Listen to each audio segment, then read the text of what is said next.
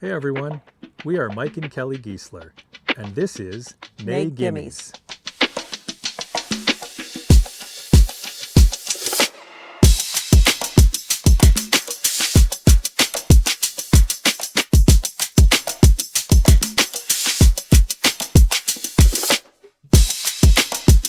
Hi everyone. Hey folks. It's been a while. Yes, it has. In fact, I think the last time we spoke to you via a YouTube video was when we were in Saint-Tropez. You did your wonderful interior tour. That's right. I think that was middle of May, if I recall correctly. Wow, has it been that long? It really Okay, has. it's July, folks. That's how long it's been. It is. It's mid-July, It's in fact. mid-July, yeah. And we're coming to you now from the island of Corsica. Yes, indeed. Corsica is a lovely island out in the middle of the Mediterranean. Well, I guess maybe the eastern end of the Yeah. Mediterranean, just between the coasts of Italy and France, and just above Sardinia, right? Right, which is Uh, Italian. Corsica yeah. is a French-owned island. So we are technically still in France. We came here just a couple days ago. We crossed from the south of France. We were near, I guess, Cap d'Aille. We were. France, anchored there, and we made the crossing. It was I guess a sporting crossing, we might call it. Yeah, sporting, spicy. Little spicy. Yeah, it was actually fantastic. We had It was a great sail. very consistently strong winds between 15 and 20 knots. We were able to sail 80% of the way, and for a change, the wind and the waves and the sea actually became calmer as we approached our destination. Which we've experienced the opposite almost every time. Yes, we normally arrive in something of a minor gale. It's been a nice change. We That kind one of was- glided into here. Yes, we did. It was lovely, and we've had an opportunity to visit some beautiful anchorage here, and do some swimming and stand-up paddleboarding, and just really enjoy relaxing in the sunshine since we've arrived. And the water here is magnificently clear. We can see down 20, 30 feet. Yeah, Because yeah. we can see the anchor. Yeah, see clear down to the anchor. We can see our chain. We can, see where the Donia is, also known as Posa or Posidonia, and it is basically. Somewhat of a protected seagrass. Yeah, it is Yeah. life in the bottom of the sea, which is wonderful. And in these bays, there's quite a bit of it, and it has become protected here in Europe, very much so in Spain in particular, and in Portugal and in France, where it is illegal really now to anchor or even have your anchor chain in the Posidonia. Right. They're really trying to protect it and let it grow back. And the water is clear enough here that you can see sand versus see the Donia. So it makes it easier to anchor. And then that's where the fish are. So it does lend itself to some good snorkeling in areas. Yeah, it's nice for snorkeling for sure, and honestly for the health of the sea. It's nice to see that natural growth. The Donia, if you do some reading up on it, provides a massive source of oxygen now into the sea, which is keeping the fish and all of the other natural habitat healthy, and so it's really nice to see. So we work very hard at avoiding Donia. We have never, gone to an anchorage without even there's an app. There is the Donia app. Yeah, the Donia app, which I guess is a French-built app. It is. It's a free app. Yeah, and it is wonderful. It's like a satellite view of every anchorage and coastline, and it allows you to see where the sand is, where the Donia is, where the old Donia beds are, where it's dead Donia, which is unfortunately very hard and doesn't hold an anchor very well. So it really helps a lot, kind of help us with our decisions on where to anchor. So we're in a pretty sandy, there's patches of Donia here, but where it gets shallow, it's sand. So this was a pretty easy anchorage. So we are near the city of Calvi on the northwestern side of Corsica. We're going to make our way a little bit east and probably a lot west over the next several weeks. Yes. So we have been in France since May. We have chosen to come to Corsica, a French island, and we actually have to stay in France until at least August 16th, and then we can go off to another country. We are doing what cruisers call the Schengen Shuffle. We're bobbing. The Schengen. I liked The it. Schengen Good Shuffle. Schengen is an area, a visa-free area. It's pretty much overlaps the European Union, has the same countries in it. I think there's 29 countries in the Very Schengen close, Shuffle, yeah. or Schengen. Yeah, very closely models or mimics, if you will, the EU. And the Schengen area, as you mentioned, is kind of not a customs, but an immigration area. Right. And we, as outsiders from Schengen, we are able to get, as U.S. citizens, we are given 90 days within every 180-day period to be within the Schengen area. And once your 90 days within a 180-day period expires, you must leave. And so we thought that we were overcoming this challenge before we made our journey here by getting long stay French visas. Because we arrived in France, we had to take some time, as you all know, in France, in La Rochelle, picking up the boat, doing testing, doing some final modifications, and going through the handover. And then we knew we were coming to the south of France to spend time with our daughter, who of course lived in southern France while going to school in Monaco, and also visit other areas that we were familiar with here in southern France. So we thought, if we get a 1-year visa in France, we're going to spend so much time in France. The other 90 days, we'll have plenty of time to do everything else we need in the Schengen area.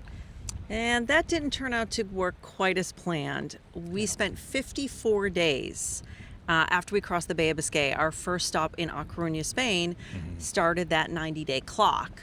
And it took us 54 days to get back to Saint-Tropez. And that didn't leave us much time. And we need time on the end because we have to sail back west through the Strait of Gibraltar into the Canary Islands, which are Spanish-owned, prepping for the crossing to go across the Atlantic. So we have to preserve days. But like Mike said, there's an 180-day rolling window. So eventually our March days will fall off, but we have to constantly monitor that. And there's online websites, a Schengen calculator, that'll help you put in your entry and exit dates to do that. So we're very much trying to follow the rules of this Schengen Shuffle and monitor our days. It doesn't sound like hard math, but believe me, once you start getting into the rolling 180-day window, and the morning you arrive in a place all the way through the evening you depart a place, the math can be a little challenging to really track your Schengen days, especially when we have to subtract French days from that model. So it's a bit of a formula. Thankfully, as Kelly said, there are websites to help you. So if anything from this video so far, number one, if you're ever going to sail or come visit, particularly on the water, the Mediterranean, a few really helpful tips is number one, be careful where you anchor. If you're going to anchor, be very careful of the Posidonia. Two, there are really helpful apps like the Donia app that we've found to help with things like Posidonia. Three, you've got to be careful if you are not a resident of the Schengen area. You have to be very careful of what is your immigration status and what are the days you're allowed to be in the area. There are helpful websites that you can use to calculate those days and sort of watch when you're coming in and when you're coming out. I think all of that is very helpful, and really that applies whether you're on land or on the sea. That doesn't matter. Right, so if you're coming for vacation, we don't think about it as U.S. citizens, we just go to Europe for a week or two vacation, but when you're going to be here longer or do an Airbnb, you have to remember, and it's not 90 days in France and 90 days in Spain, it's 90 days total in Schengen. And had we looked and really calculated our travel after La Rochelle, there's much more Spanish coast and Spanish islands than there is French coast and French islands. Because when we got across the bay, we went to A Coruña, Spain. We were there for quite a while sailing around, if you remember the Costa de Morte, a little bit in Portugal, but then you come back to Spain, and once you go through the Strait of Gibraltar, you're back in Spain. And the Balearic Islands like Majorca and Ibiza. Or Spain. Which are lovely, and we beautiful. really want to spend some quality time there. Right. So in retrospect, I don't know if this would have been possible, but I'll throw it out there. If possible, we could have and should have applied for multiple long stay visas. Right. France still made sense because we had to spend so much time in France. Right. Number one, for sure. But second, honestly, might have been Spain. Because the coast of Spain, which we went down quite a bit in the beginning, getting around the Iberian Peninsula, the southern portions of Spain, Costa del Sol and some lovely areas along there. Great place to spend time. And the Balearics, oh my gosh, Mallorca and Minorca and Ibiza and those islands, stunning. And a place you could really spend a lot of time. So Right. being from outside of Schengen, those would have been 2 really valuable long stay. Well, and like I said, when we cross the Atlantic, we stage in the Canary Islands for a couple of weeks, which again are Spanish islands. Also Spain. So we have to have enough days. Now, travelers, British, Canadian, Americans, Australians, and those from New Zealand are all under the same 90 days. We all do the Schengen Shuffle. And you used to be able to go to Gibraltar, which we came to you from several months ago. That stopped your clock because Gibraltar is a UK territory. And as of July 10th, although they're not part of Schengen, Spain is now controlling their border, so it doesn't stop our Schengen clock anymore, or those of British citizens. So that took that off the table because that was a great stop to get out of there. So we're going to also preserve some days, hopefully, in Africa, because Morocco, as you saw from our videos, is right across the Strait of Gibraltar. That is a good place to possibly stop some of your Schengen days or get out of Schengen. Yeah, I think that will definitely be part of our plan. Well, it is part of our current plan for sure. Right. Is to make that stop in Morocco, spend some time there to give us a little bit of relief as days start falling off from the 180-day rolling window. So again, a lot of fun math involved. More math than I expected in boating, but there's a lot of things to use math on. Now, that being said, as Kelly mentioned, we are here in Corsica, still spending time in the French territory. And it's not a bad place to be stuck. No. The weather here has been absolutely wonderful since we've arrived. As you can see behind us, we're in a lovely, quiet little bay here, enjoying the sun and really blue, crystal clear water and some interesting caves and beach. And we're going to continue on exploring this island for probably the next 30 days. We'll make stops all around. Mostly the north, west, and southern coasts is my guess, Right. although a little bit of time on the east. There's some place to explore there. And really just try to take this all in. It is supposed to be one of the more beautiful spots for a boater, certainly a cruiser, to visit in all of the Mediterranean. Here and the Balearics really are my top 2 so far. And there's some interesting things about this island. We did not realize this, honestly, until we were approaching the island. This island is massively tall, as in the mountain range here. It goes up to 9,000 feet? Yeah, 9,000 feet, Monte Cristo. It's incredible, and if we'll show you some more video footage as we go along here. But you can look at these peaks. I felt like we were sailing up on the Rockies. I mean, it was really incredible as we were approaching this island how tall these mountains are. So it will be fun to continue our journey around this island, visit some of these cool, teeny little tucked away coastal towns. Those are the ones, frankly, that we've really enjoyed the most. Oh, yes. We visited a lot of big towns all over the world, and they're great, right? There's no doubt about it. Some of these big cities and popular tourist places. These little towns have some charm that you just can't recreate. And some of them, quite honestly, you can't get to without a boat.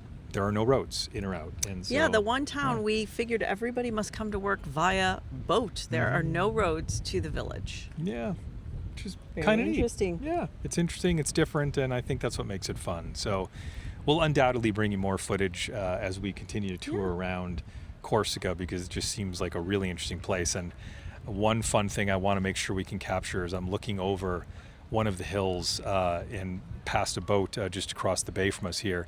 It almost looks like there's snow up on top of one of these caps.